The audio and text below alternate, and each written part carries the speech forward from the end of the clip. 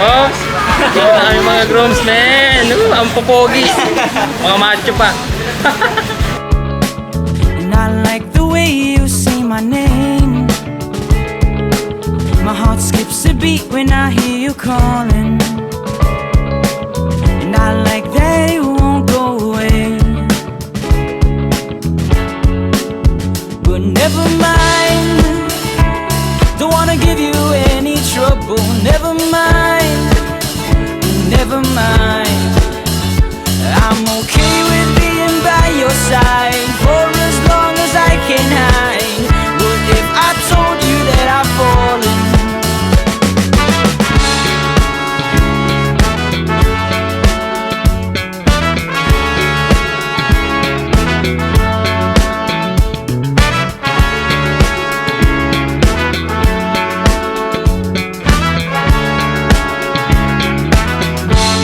I told you that I've fallen.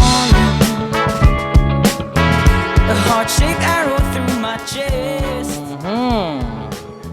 I'll make you Specialized, may pangalan pa. Ano kaya ang laman? Wow, kagaya nung sa mga groomsman, meron din ako personal kit. Boss, akala ko sa inyo lang. Meron din pala ako. Thank you, baby. Without a warning, now I'm falling for this picture on my phone. But don't mind me, I'm just falling. I'll get back up on my own. Please don't say my name. You're welcome. I'd rather hold on to this feeling that you don't even believe in. What if I told you that I've fallen?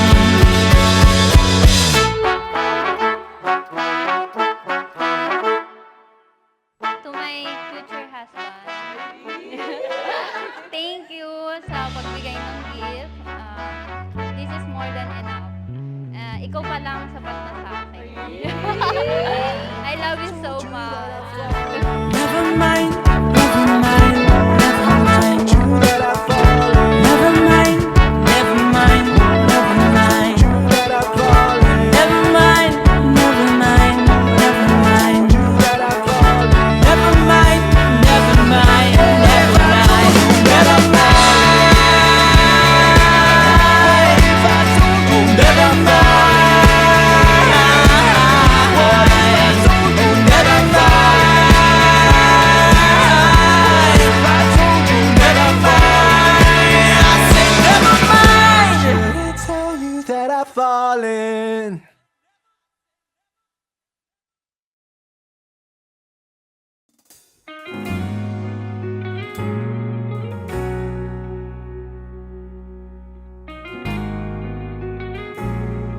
Hi, love. Bago kita nakilala, ang sabi ko talaga sa sarili ko, na kung magkakaroon man ako ng boyfriend, is for dating to marry na. Di man araw-araw na nakangiti. Ilang beses na rin tayong humihindi. Ayoko na maghanap ng iba para humilala pa ng iba.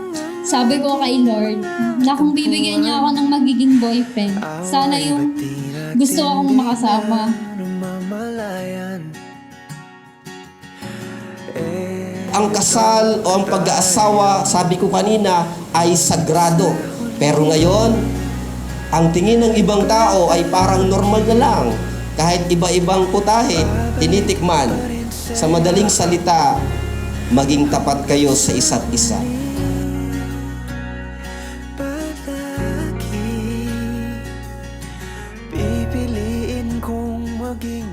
Marami nagtatanong sa love story natin. Pero ang sinasabi ko lang, kahit wala tayo noon plano pang magpakasal, sa kasal ko na lang sasabihin. At ito na nga ang araw na yon. Naalala mo ba nung sinuper like mo ako sa Tinder? Birthday yun ng nanay ko, July 25, 2018.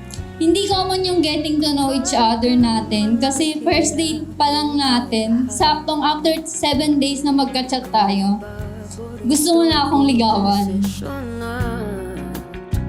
Pag napaligiran ang ingay at ng gulo, di ko Mahal, sa espesyal na araw na to, na binigay sa atin ng Diyos.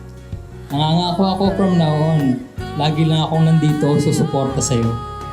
Sa lahat ng mga sasabihin mo. palagi, babalik pa rin sa yakap mo hanggang sa huli. Finally, after this, hindi mo na ako iatid sa sakayan. Kasi sabay na tayong uuwi sa iisang bahay. Hindi na ako mangungulit sa'yo na ilibin mo na lang ako para makasama kita. Kasi ganito pala yung plano mo sa akin. Ganito pala yung pangarap mo sa akin. Thank you so much, love.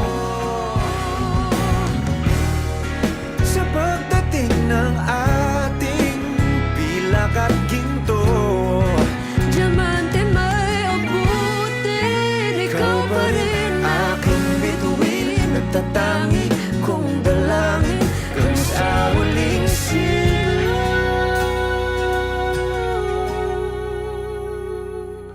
Sobrang mahal kita and excited na akong pagsilbihan, mahalin at alagaan ka. Buong buhay asawa ko. Babalik pa rin sa yakap mo, mahal sa huli, palagi pipiliin kong maging sa'yo ulit-ulit. I just want to thank God for giving such an amazing woman into my life.